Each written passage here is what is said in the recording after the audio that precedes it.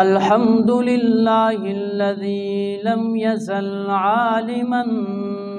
قديرا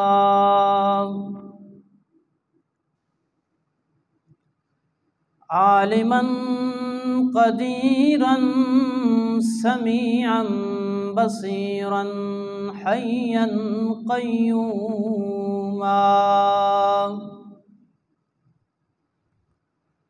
وأشهد أن لا إله إلا الله وحده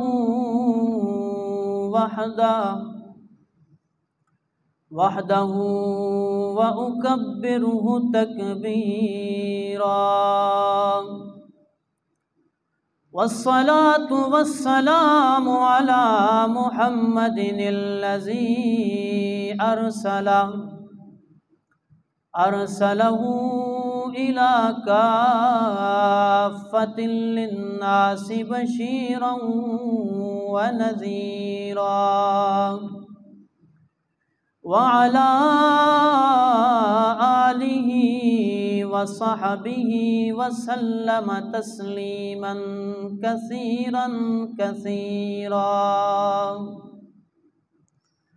أما بعد فأعوذ بالله من الشيطان الرجيم بسم الله الرحمن الرحيم لن ينال الله لحومها ولا دماؤها ولكن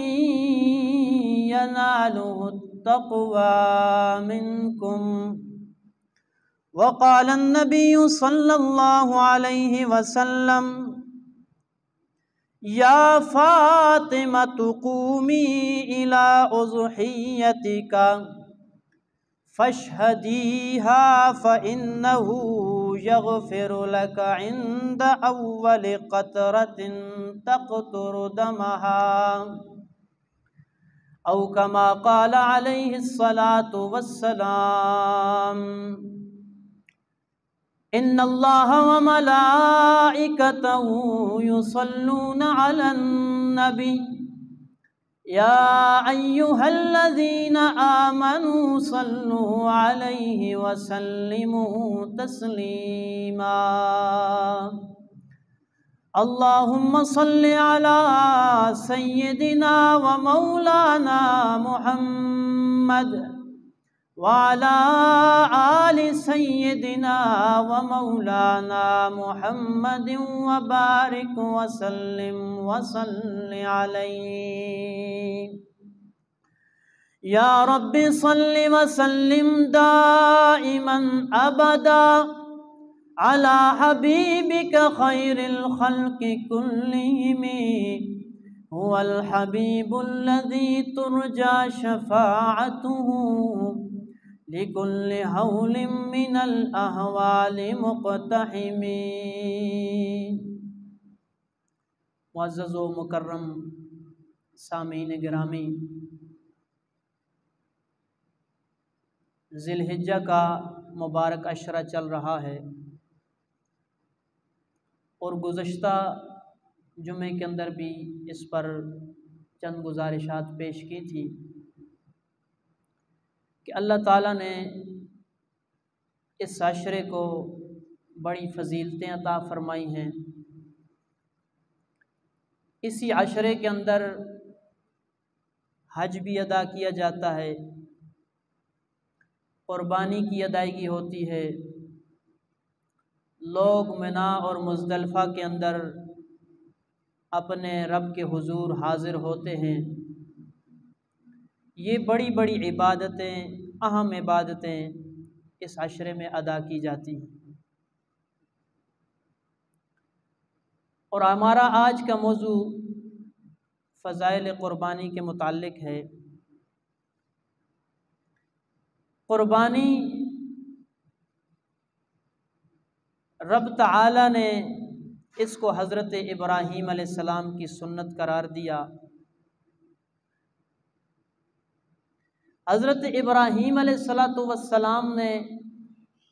رب تعالی کی ذات کی خاطر جب قربانیاں پیش کیں، رب تعالیٰ کی ذات کی خاطر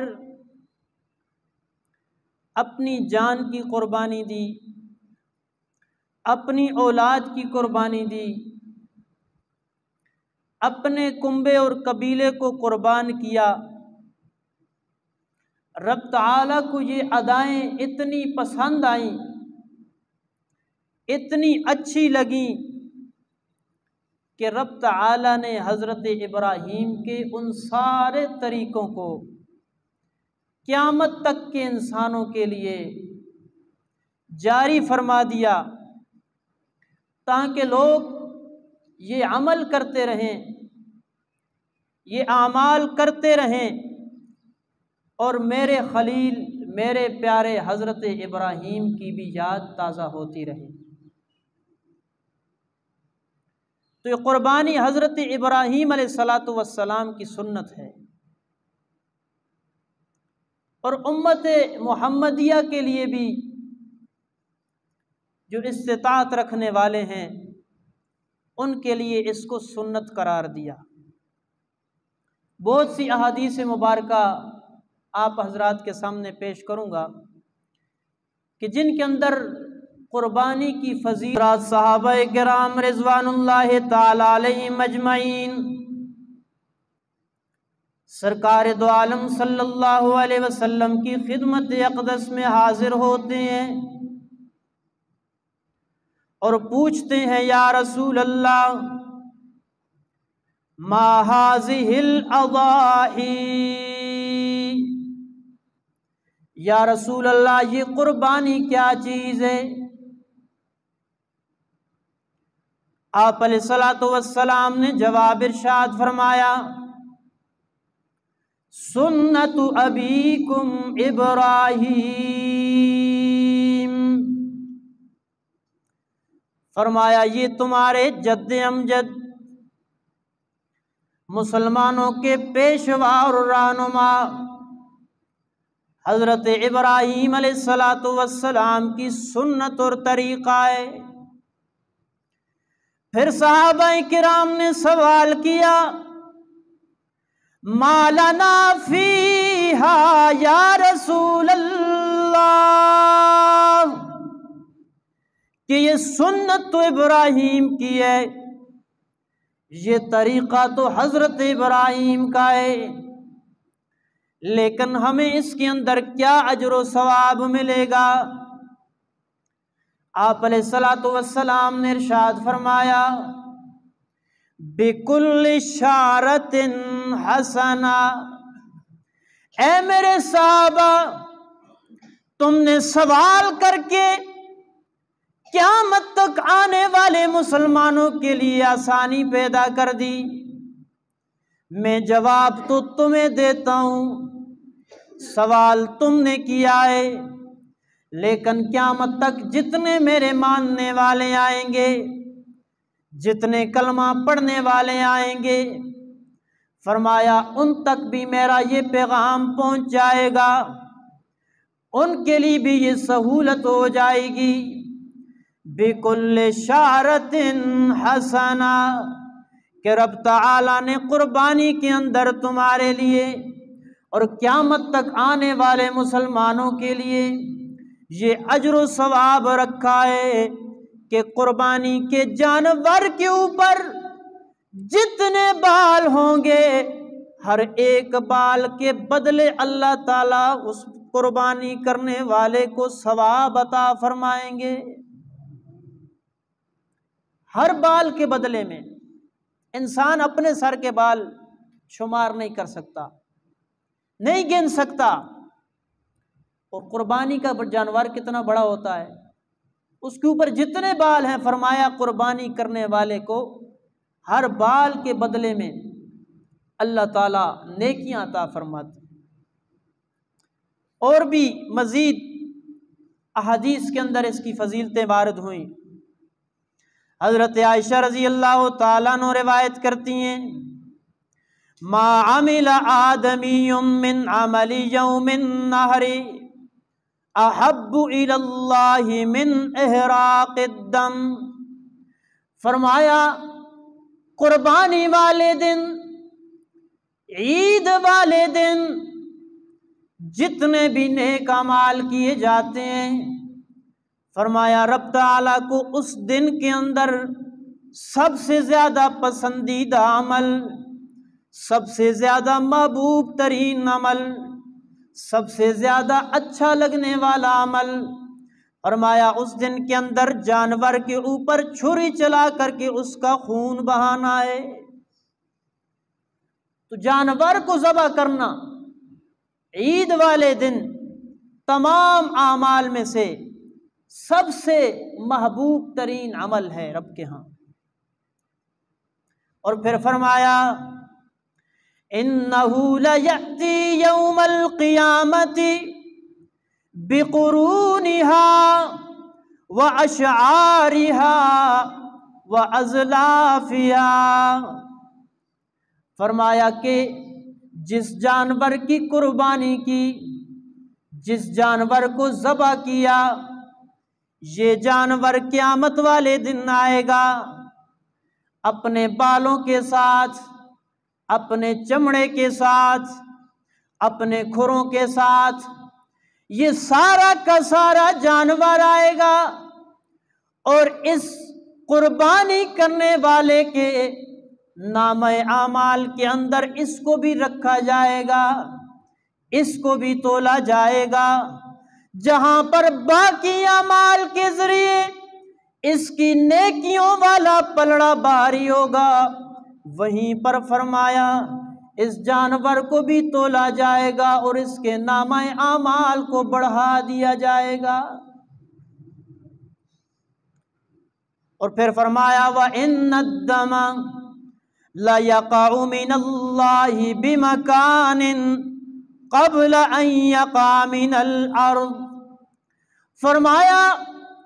کہ جب جانور ذبح کیا جاتا ہے، اس جانور کا خون ابھی زمین پر نہیں گرتا،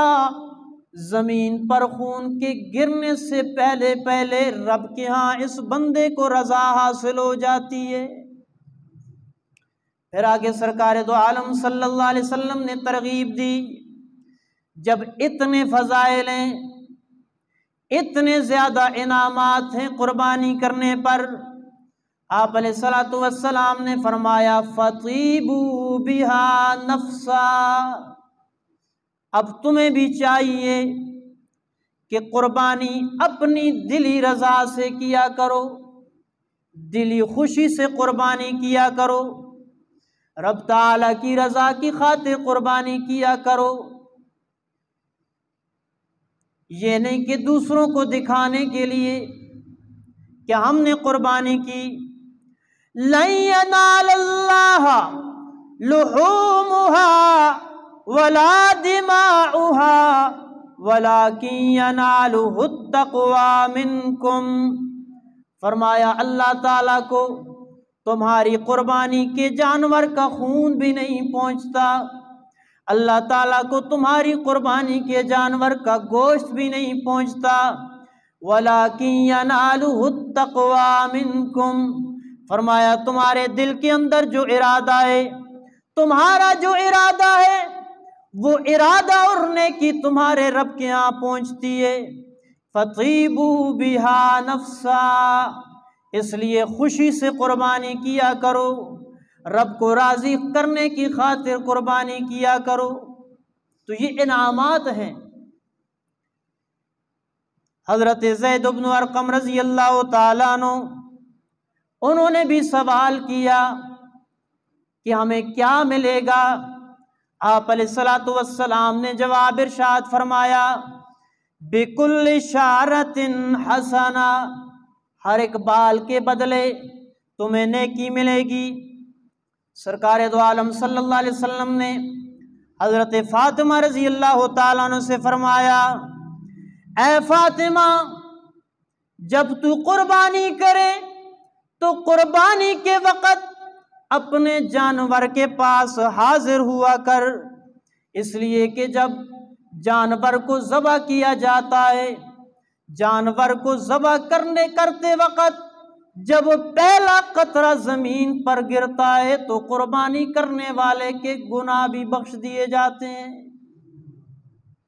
فَإِنَّهُ يَغْفِرُ لَكَ عِنْدَ أَوَّلِ قَطْرَةٍ تَقْطُرُ دَمَهَا، فرمایا کہ پہلا قطرہ زمین پر گرتا ہے اور رب تعالی اس قطرے کے گرنے سے پہلے اس قربانی کرنے والے کی مغفرت فرما دیتے ہیں۔ ایک اور حدیث مبارکہ کے اندر سرکار دو عالم صلی اللہ علیہ وسلم نے ارشاد فرمایا کہ قربانی کے جانوروں کی خوب خدمت کیا کرو، اچھی دیکھ بھال کیا کرو، ان کا خیال کیا کرو، کیونکہ جب تمہیں روز قیامت پل صراط سے گزرنا ہوگا فَإِنَّهَا مَطَايَاكُمْ، فرمایا پل صراط پر یہ تمہاری سواریاں ہوں گی، ان پر سوار ہو کے تم اس مشکل مقام کو کراس کرو گے۔ تو جب وہاں پر یہ تمہیں چیز کام آنے والی ہے تو اس لیے تمہیں چاہیے کہ ان کی خوب خدمت کرو، اچھی خدمت کرو، ان کا خیال کرو۔ اور آپ علیہ الصلوۃ والسلام نے یہ بھی ارشاد فرمایا کہ انسان جتنا بھی مال خرچ کرتا ہے، جتنا بھی زر خرچ کرتا ہے، جتنا بھی پیسہ خرچ کرتا ہے، اس میں سے بہترین مال اور پیسہ اس کا وہ ہے کہ جس کو وہ قربانی کے جانور کے اوپر خرچ کرتا ہے۔ اس لیے قربانی کرنی ہے اور قربانی کے جانور کا خیال بھی کرنا ہے۔ خود حضور علیہ الصلوۃ والسلام ان جانوروں کی دیکھ بھال کرتے۔ آپ علیہ الصلوۃ والسلام نے فرمایا جس طرح یہ پل صراط پر تمہارے لیے سواریاں بنے گی، اسی طرح حجابا من النار، کہ فرمایا کہ کل جہنم سے تمہارے لیے یہ پردہ بھی بنے گی، جہنم سے بچائیں گی تمہیں، یہ تمہارے لیے حجاب بنیں گی۔ لہٰذا ان کو اچھے سے دیکھ بھال کرو اور دل کی خوشی کے ساتھ، دل کی رضامندی کے ساتھ قربانی کیا کرو۔ اور آخری حدیث مبارکہ جو آپ علیہ الصلوۃ والسلام نے بیان فرمائی کہ جب بندہ قربانی کرتا ہے تو قربانی کے جانور کے کھر، جنہیں ہم پائے کہتے ہیں، قربانی کے جانور کا گوبر بھی رب تعالی جو ہیں اس قربانی کرنے والے کے نامہ اعمال میں تولیں گے۔ تو بہت بڑی فضیلت ہے۔ ایک تو حضرت ابراہیم علیہ الصلوۃ والسلام کی سنت ہوئی، اور دوسری حضور علیہ الصلوۃ والسلام کی سنت ہوئی کہ آپ علیہ الصلوۃ والسلام نے مدینہ المنورہ کے اندر مسلسل 10 سال تک قربانی فرمائی۔ تو دونوں سنتوں کو سامنے رکھتے ہوئے جس کو رب تعالی نے استطاعت دی ہو اسے چاہیے کہ قربانی ضرور کرے۔ اور امام اعظم ابو حنیفہ رحمہ اللہ کے نزدیک قربانی کرنا واجب ہے، باقی ائمہ کے نزدیک اگرچہ سنت ہے، لیکن امام اعظم ابو حنیفہ رحمہ اللہ تعالیٰ کے نزدیک قربانی واجب ہے۔ اس کے ساتھ ساتھ عشرہ ذی الحجہ کے متعلق چند باتیں آپ کی گوش گزار کرنی تھیں۔ حضور علیہ الصلوۃ والسلام نے فرمایا کہ اس عشرہ ذی الحجہ میں جو بندہ نیک اعمال کرتا ہے، یہ نیک اعمال